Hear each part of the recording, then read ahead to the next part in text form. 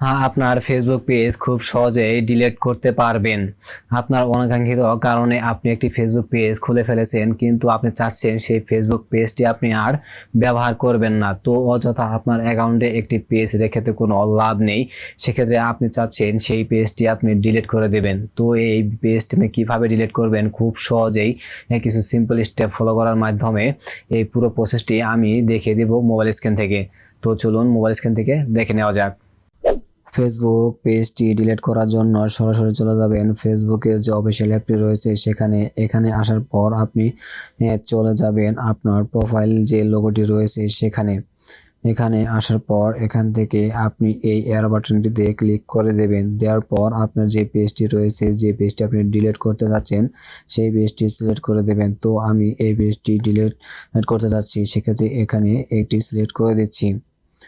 এরপর এটি সুইচ হয়ে সেই পেজে চলে যাবে। এরপর আপনি এখান থেকে সরাসরি আবার চলে যাবেন পেজের যে লোগোটি রয়েছে সেখানে। এখানে আসার পর এখান থেকে আবার চলে যাবেন সেটিং অপশনটিতে। তো এই সেটিং অপশনটিতে যাওয়ার পর নিচে একটু স্ক্রল করলেই দেখতে পাবেন ফেসবুকের অ্যাক্সেস অ্যান্ড কন্ট্রোল নামে একটি অপশন।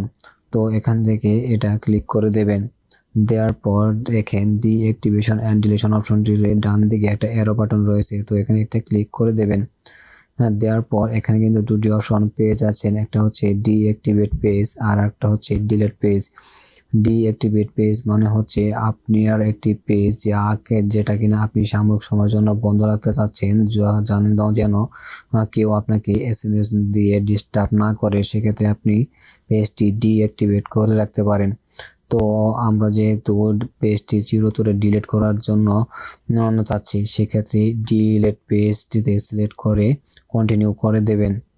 এরপর আপনাকে বলছে যে আপনি কি জন্য সেই পেজটি ডিলিট করতে যাচ্ছেন। তো এখান থেকে আমি একটা সিলেক্ট করে দিয়েছি I spend too much time on Facebook, কারণ আমার ফেসবুকে প্রচুর সময় নষ্ট হয় বা সময় চলে যায়, যেটা আমি চাচ্ছি না। সেক্ষেত্রে এটা এখানে ক্লিক করে দিচ্ছি। তো আর পরে আপনি নিজে একটি কন্টিনিউ অপশন পেয়ে যাবেন। এখানে আর কিছু করতে হবে না, জাস্ট কন্টিনিউতে একটি ক্লিক করে দেবেন।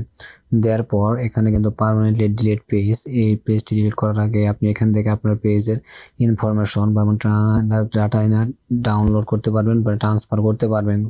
তো আমি এই দুটোর কোনোটাই করছি না, সেক্ষেত্রে আমি কন্টিনিউতে ক্লিক করে দিচ্ছি।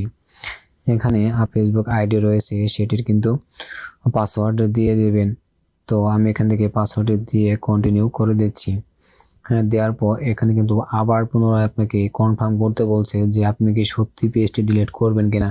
তো আমি আসলেও পেজটি ডিলিট করব, সেক্ষেত্রে আবার কন্টিনিউতে ক্লিক করে দিচ্ছি।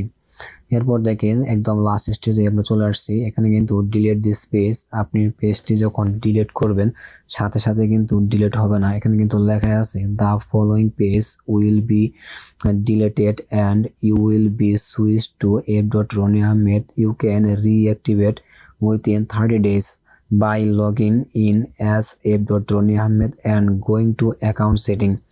এটি যখন আপনি অ্যাকাউন্ট থেকে নিয়ে যখন ডিলিট করবেন এর থেকে পরবর্তী 30 দিনের মধ্যে যদি আপনি এই পেজটিতে বা আপনার অ্যাকাউন্ট থেকে আপনি এই পেজটিতে আবার ঢোকেন, তাহলে কিন্তু আপনার এই পেজটি ডিলিট হবে না।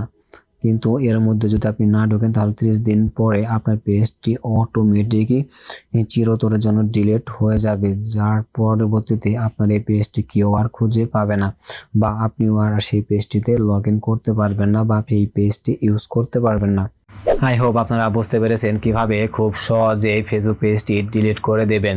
তো ভিডিওটি যদি ভালো লেগে থাকে, ভিডিওটি যদি হেল্পফুল মনে হয় থাকে, তাহলে ভিডিওটি একটি লাইক, কমেন্ট এবং শেয়ার করে দেবেন। আর আপনি যদি আমার এই ভিডিওটিতে নতুন হয়ে থাকেন তাহলে চ্যানেলটি সাবস্ক্রাইব করে পাশে থাকা বেল আইকনটি ক্লিক করে দেবেন। আর যদি এই ভিডিওটি ফেসবুক পেজ থেকে দেখে থাকেন তাহলে ফেসবুক পেজটি ফলো দিয়ে সাথেই থাকবেন। তো আজকের মতো এই পর্যন্তই। আল্লাহ হাফেজ।